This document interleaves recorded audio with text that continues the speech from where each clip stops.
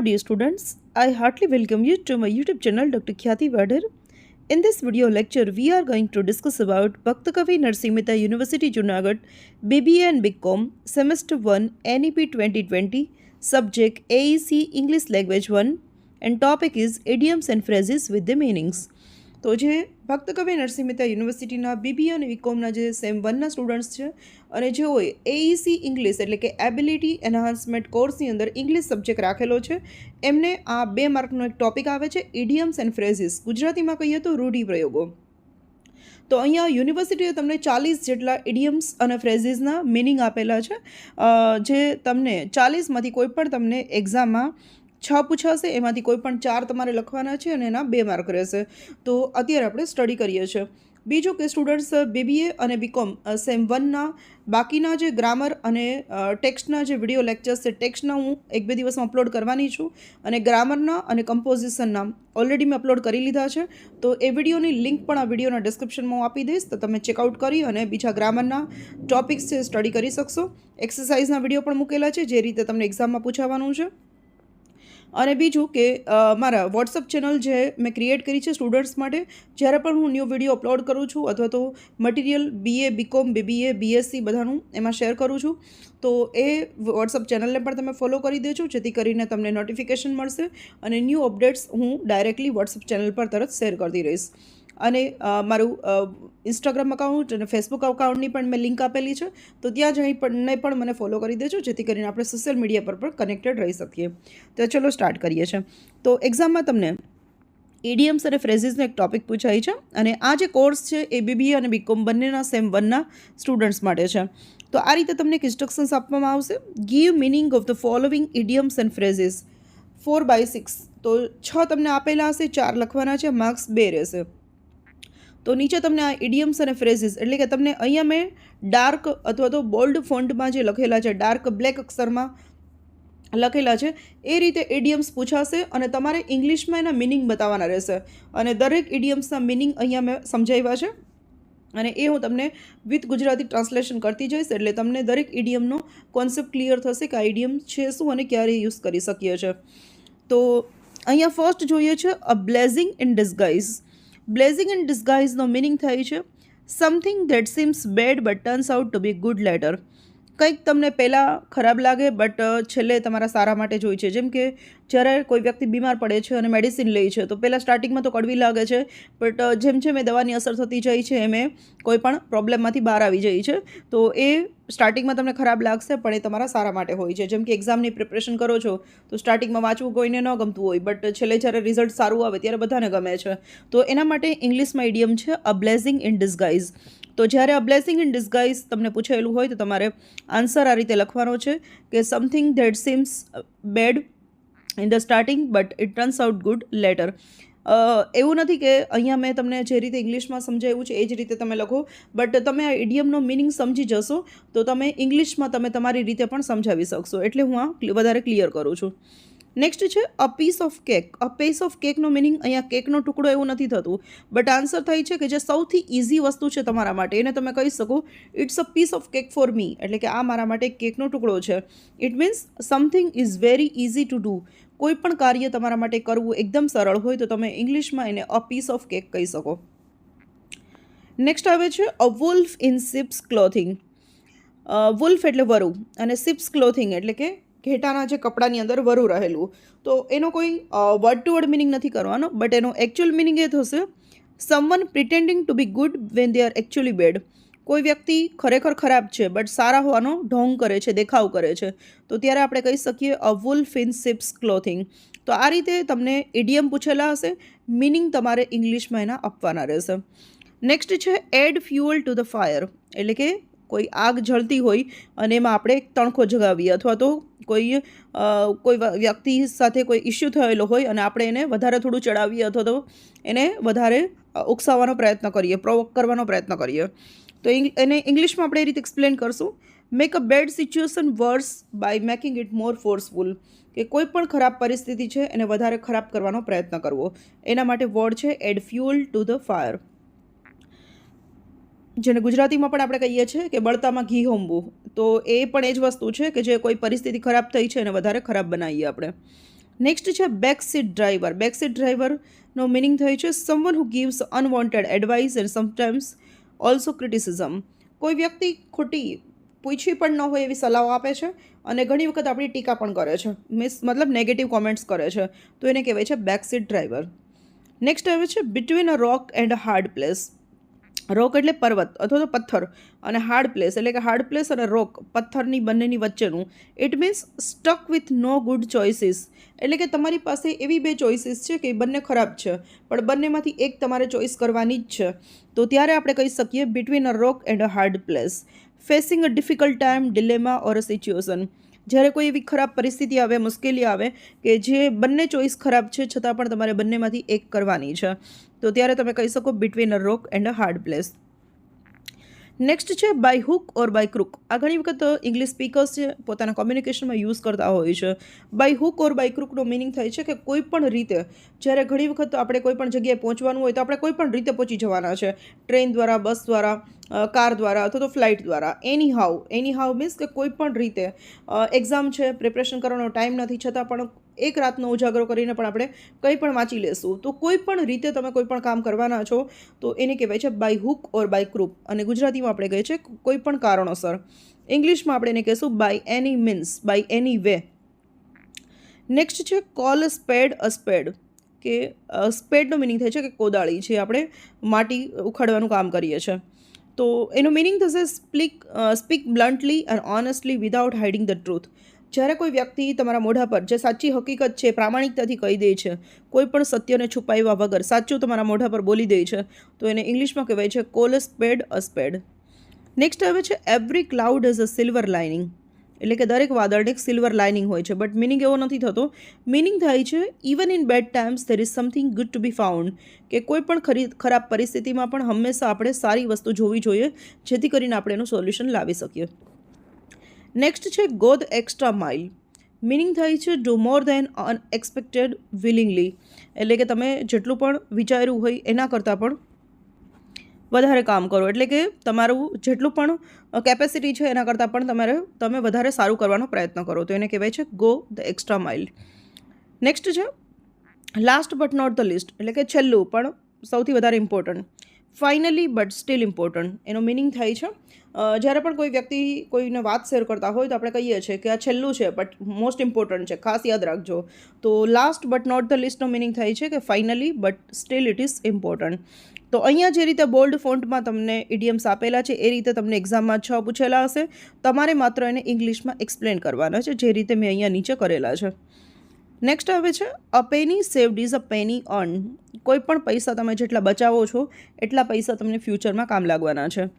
તો એનો મિનિંગ થશે saving money is like a earning money. કે તમે જેટલા પણ પૈસાનો બચાવો છો, ઇન્વેસ્ટ કરો છો સારી જગ્યાએ, તો એક પ્રકારનું પૈસા કમાવા જેવું જ છે.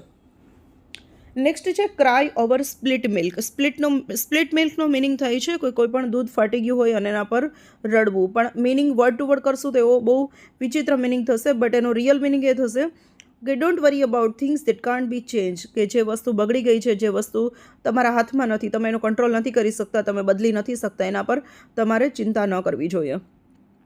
Don't worry about the things that can not be change. તો તમારે આ રીતે ઇંગ્લિશમાં મિનિંગ લખવાનો રહેશે. નેક્સ્ટ આવે છે ગ્રેટ માઇન્ડ્સ થિંક અલાઇક. એટલે કે smart people often have a similar thoughts. કે ઇન્ટેલિજન્ટ લોકો છે, સ્માર્ટ લોકો છે, એ બધાના વિચારો છે એક સરખા હોય છે. તો ગ્રેટ માઇન્ડ્સ થિંક અલાઇક. થિંક અલાઇક એટલે બધા જે હોશિયાર લોકો છે એ બધા સરખું જ વિચારતા હોય છે. નેક્સ્ટ છે let sleeping dogs lie. Meaning થાય છે avoid stirring up old problems or trouble. કે જૂની મુશ્કેલીઓ, જૂના પ્રોબ્લેમ્સ અને જૂની જે કોન્ટ્રોવર્સીસ થયેલી છે, સ્ટ્રગલ્સ થયેલા છે બે લોકો વચ્ચે, તો એને વારંવાર યાદ કરવાનું બંધ કરી દો.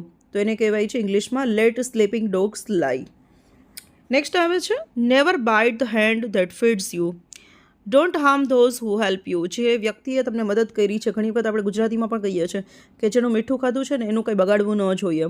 તો એ રીતે એવા વ્યક્તિને હેરાન ન કરો કે જેણે તમને ક્યારેક મદદ કરેલી છે. Never bite the hand that feeds you. એટલે કે એવા વ્યક્તિને તમે હેરાન ન કરો કે જેમણે તમને ક્યારેક હેલ્પ કરેલી છે. ફીડ્સ યુ એટલે કે તમને ક્યારેક ખવડાવ્યું છે, મહેનત કરી છે, તમારો સપોર્ટ કર્યો છે. નેક્સ્ટ છે read between the lines. Meaning થાય છે કે understand the meaning, hidden meaning in something, કે કોઈ પણ વસ્તુનો જે ગર્ભિત મિનિંગ અથવા તો જે રિયલ મિનિંગ છે એને સમજવાનો પ્રયત્ન કરો. રીડ બિટવીન ધ લાઇન્સ, એટલે કે કોઈ પણ પરિસ્થિતિને, કોઈ પણ વાક્યને સમજવાનો પ્રયત્ન કરો. નેક્સ્ટ છે look before you leap. Answer આવશે think carefully before taking action, કે કોઈ પણ કાર્ય કરો એ પહેલાં 2 વખત વિચારી લ્યો. ઇંગ્લિશમાં એને કહેશું લિક બિફોર યુ લીપ, એટલે કે તમે જમ્પ કરો એના પહેલાં એકવાર વિચારી લ્યો. અને એનો મિનિંગ થશે કે કોઈ પણ કાર્ય શરૂ કરો એના કરતાં 2 વખત વિચારી લ્યો કે એનું પરિણામ શું આવશે અને પછી જે કાર્ય કરો. નેક્સ્ટ છે cry for the moon. Answer is wanting something impossible. જ્યારે કોઈ પણ વસ્તુ તમારા માટે અશક્ય છે અને છતાં પણ તમે મેળવવાની ઈચ્છા ધરાવો છો તો એને કહેવાય છે cry for the moon. Cry for the moon એટલે મીન્સ કે કોઈ પણ અશક્ય વસ્તુ જેના માટે તમે પ્રયત્ન કરો છો, જેના માટે તમે એક ઈચ્છા ધરાવો છો કે મારે આ કોઈ પણ હિસાબે મેળવવું જ છે. નેક્સ્ટ છે સ્પ્રેડ લાઇક વાઇલ્ડ ફાયર, એટલે કે જે રીતે જંગલમાં આગ લાગે એ રીતે અચાનક જ સ્પ્રેડ થઈ જવું, જેમ કે અફવાઓ છે કે કોઈ પણ. Two quickly and uncontrollably spread, કે કોઈ પણ વાત છે અથવા તો કોઈ પણ પરિસ્થિતિ છે, કોઈ વ્યક્તિના કોઈ સમાચાર છે જે ક્વિકલી સ્પ્રેડ થઈ જાય, જેમ કે સોશિયલ મીડિયા પર વાયરલ થઈ જતું હોય, તો એને કહેવાય છે spread like a wild fire. To quickly and uncontrollably spread, કે એકદમ એકસાથે બધા જ લોકોને ખબર પડી જાય, સ્પ્રેડ થઈ જાય એ ન્યૂઝ. નેક્સ્ટ છે to bell the cat. Answer is to do a difficult risky task, કે કોઈ પણ મુશ્કેલીવાળું અથવા તો કોઈ એકદમ રિસ્કી કામ છે તમે કરો છો તો એને ઇંગ્લિશમાં કહેવાય છે to bell the cat. Next આવે છે a hard nut to crack. Nut means કે કોઈ પણ મગફળી છે અથવા તો ડ્રાય ફ્રૂટ્સ છે, એ નટ્સ જેને આપણે ખાતા હોઈએ છીએ, તો એવા જે નટ્સને તોડવું એને આપણે મિનિંગ વાઇઝ કઈ રીતે સમજશું. A tough problem or person to deal with, કે કોઈ પણ મુશ્કેલ વ્યક્તિ છે અથવા તો કોઈ પણ મુશ્કેલ પરિસ્થિતિ છે એને તમે ડીલ કરો છો, એનું સોલ્યુશન લાવવાનો પ્રયત્ન કરો છો, તો ઇંગ્લિશમાં કહી શકાય a hard nut to crack. Next આવે છે let the cat out of the bag. તો અહીંયા જો વર્ડ ટુ વર્ડ મિનિંગ કરશો તો એ રીતે થશે કે બેગમાંથી બિલાડીને કાઢી લ્યો, પણ અહીંયા એનો મિનિંગ એવી રીતે થશે રિવીલ અ સિક્રેટ ઓર ઇન્ફોર્મેશન અનઇન્ટેન્શનલી, કે તમારો ઈરાદો નથી છતાં પણ તમે કોઈ સિક્રેટ અથવા તો માહિતીને બધાને કહી દો છો અથવા તો રિવીલ કરી દો છો. રિવીલ કરવું એટલે કે બધાને કહી દેવું. તો ઈરાદા પૂર્વક કરીએ તો ઇન્ટેન્શનલી કહેવાય, પણ ઈરાદાપૂર્વક નથી કરતા તો અનઇન્ટેન્શનલી કહેવાય છે. તો આપણો ઈરાદો નથી છતાં પણ કોઈ સિક્રેટ આપણાથી બધાને કહેવાઈ જાય છે, તો એના કહેવાય છે let the cat out of the bag. Next છે kill 2 birds with 1 stone, achieve 2 goals with a single action. એક પથ્થરે 2 પક્ષી મારવા, એ ઘણી વખત આપણે ગુજરાતીમાં કહીએ છીએ, તો એનો મિનિંગ થાય છે કે કોઈ પણ એક કાર્ય કરવાથી તમારા 2 એમ અચીવ થાય, 2 ગોલ અચીવ કરો છો, ત્યારે તમે કહી શકો kill 2 birds with 1 stone. Students, તમને મારો વિડીયો યુઝફુલ થતો હોય તો તમે વિડીયોને લાઇક કરી દેજો. ચેનલ પર નવા આવ્યા હોય તો સબસ્ક્રાઇબ કરી દેજો અને બેલ આઇકન પ્રેસ કરવાનું ન ભૂલતા, જેથી કરીને મારા નવા આવનાર વિડીયોઝનું નોટિફિકેશન તમને તરત જ મળશે.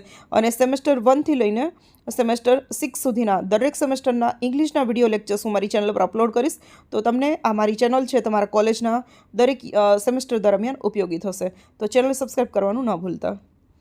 નેક્સ્ટ આવે છે એટ અ સ્નેલ્સ પેસ. સ્નેલ એટલે કે ગોકળ ગાય, જે ધીમે ધીમે ચાલતી હોય છે. ચોમાસામાં આપણે એને જોતા હોઈએ છીએ.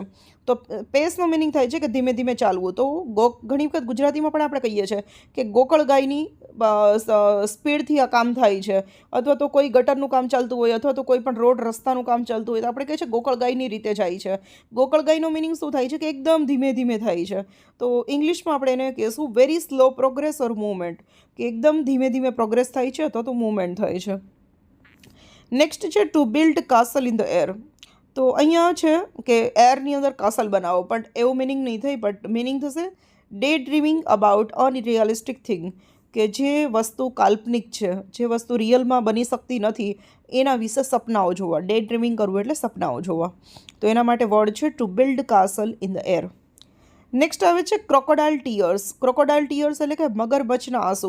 ઘણી વખત કોઈ વ્યક્તિ ખોટે ખોટે રડતો હોય, નટંગી કરતો હોય, તો આપણે કહીએ છીએ કે મગરમચ્છના આંસુ બંધ કરી દે, એટલે કે ખોટું ખોટું રોવાનું બંધ કરી દે. તો ઇંગ્લિશમાં એના માટે મિનિંગ છે fake or ઇનસિન્સિયર tears or emotions, કે ખોટી રીતે રડવું, આંસુ બતાવવા અથવા તો ખોટી લાગણીઓ બતાવવી, સિમ્પથી ગેઇન કરવા માટે. આપણે ઘણીવાર કહીએ છીએ ઇમોશનલી બ્લેકમેલ કરે છે, ખોટે ખોટું રડી અને ઢોંગ કરે છે, તો એના માટે ઇંગ્લિશમાં વર્ડ છે ક્રોકોડાઇલ ટીયર્સ, એટલે કે મગરમચ્છના આંસુ. તો જ્યારે ક્રોકોડાઇલ ટીયર્સ એવું પૂછેલું હોય તો તમે મિનિંગ લખી શકો fake tears or emotions. Next છે all that glitters are not gold. ગુજરાતીમાં કહેવત છે કે ચળકતું એટલું સોનું નથી હોતું. ઘણી વખત કોમેડીની રીતે આપણે કહીએ છીએ કે બગાસરાનું પણ હોય છે. તો જેટલી વસ્તુ ચળકતી દેખાય એ બધું જ સોનું નથી હોતું. તો જે વસ્તુ આપણને જોવામાં જે પ્રેસિયસ લાગે, મોંઘી લાગે, એ એકચ્યુઅલી ખરેખર હોય પણ નહીં, એ સસ્તી પણ હોઈ શકે છે. તો ઇંગ્લિશમાં એ રીતે એક્સપ્લેન કરશું, not everything that looks precious or to turns out to be so. કે જે વસ્તુ જેટલી પણ પ્રેસિયસ લાગે છે એટલી હોતી નથી. નેક્સ્ટ છે એક્શન સ્પીક્સ લાઉડર દેન વર્ડ્સ. કે કોઈ પણ કાર્ય જે છે એ શબ્દો કરતાં વધારે પોતાનો રોલ ભજવી જાય છે. મીન્સ કે ઘણી વખત કોઈ વ્યક્તિ પ્રોમિસીસ કરતા હોય કે હું આ કરીશ, તે કરીશ, પણ એ ક્યારેય તમારી હેલ્પ જ નથી કરતું. બટ કોઈ વ્યક્તિ તમને પ્રોમિસ નથી કરતું, પણ જ્યારે પણ તમે મુશ્કેલ પરિસ્થિતિમાં હોય ત્યારે તમારી આવીને હેલ્પ કરી જાય છે. તો વર્ડ્સ કરતાં એક્શન વધારે ઇમ્પોર્ટન્ટ છે. તો ઇંગ્લિશમાં એક્સપ્લેન કરશું, what you do is more important then what you say. તમે કયો છો એના કરતાં જે કરો છો ને એ વધારે ઇમ્પોર્ટન્ટ છે. નેક્સ્ટ છે બેટર લેટ ધેન નેવર. કે તમે ક્યારેય કંઈ ન કરો એના કરતાં એટલીસ્ટ કંઈક કરો એ વધારે સારું. It's better to do something late than not at all. તમે કંઈ પણ ન કરો એના કરતાં મોડું પણ કંઈક કરો એ વધારે ઇમ્પોર્ટન્ટ છે. નેક્સ્ટ 10 હવે બાકી છે. તો 31 છે ignorance is a bliss. Meaning છે not knowing can be happier. કે જેટલી વસ્તુથી તમે અજાણ છો ને એટલું જ તમારા માટે સારું છે. ઘણી વખત નોલેજ વધારે તમે જેટલું મેળવો ને એટલા જ તમે વધારે હેરાન થતા હોવ છો. કોઈ વ્યક્તિની વાત પણ તમને ખ્યાલ આવ્યો, કોઈ વ્યક્તિ તમારા વિશે કંઈક બોલે છે, હવે એમ કહેશે કે આ વ્યક્તિ તમારા વિશે આવું નેગેટિવ બોલતા હતા, તમને ખબર પડશે એટલે તમે સેડ થઈ જશો. એના કરતાં જેટલી વસ્તુ નથી ખબર ને વધારે સારું છે. તો અહીંયા એના માટે ઇંગ્લિશમાં ઇડિયમ છે ignorance is a bliss. Ignorance એટલે કે તમે જેટલા પણ અજાણ છો એટલું તમારા માટે સારું છે. Not knowing can be happier.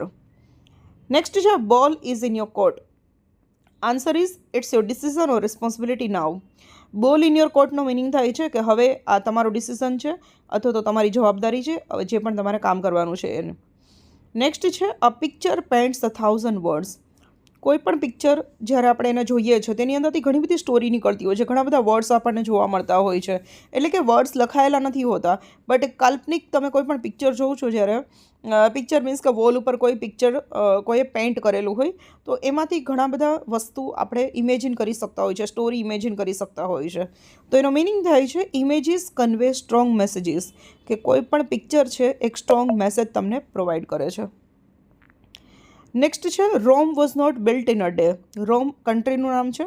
કે રોમ છે એક દિવસમાં બની નથી ગયું, કોઈ દેશ છે એક દિવસમાં બની નથી જતો.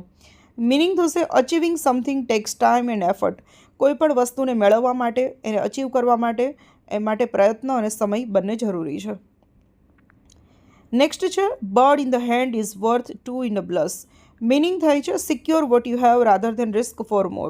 કે તમારી પાસે જે છે એને સાચવીને રાખો, નહીં તો તમારે ફ્યુચરમાં કોઈ પણ રિસ્ક લેવું પડશે અથવા તો કોઈ પણ ફ્યુચરમાં કોઈ પ્રોબ્લેમ ફેસ કરવી પડશે.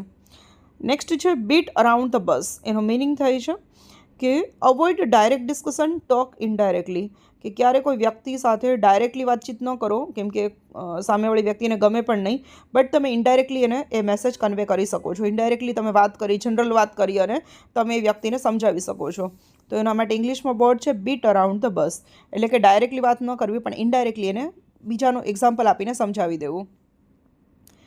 નેક્સ્ટ છે catch someone red handed. Red હેન્ડેડનો મિનિંગ કહીએ ગુજરાતીમાં તો થાય છે કે કોઈને આપણે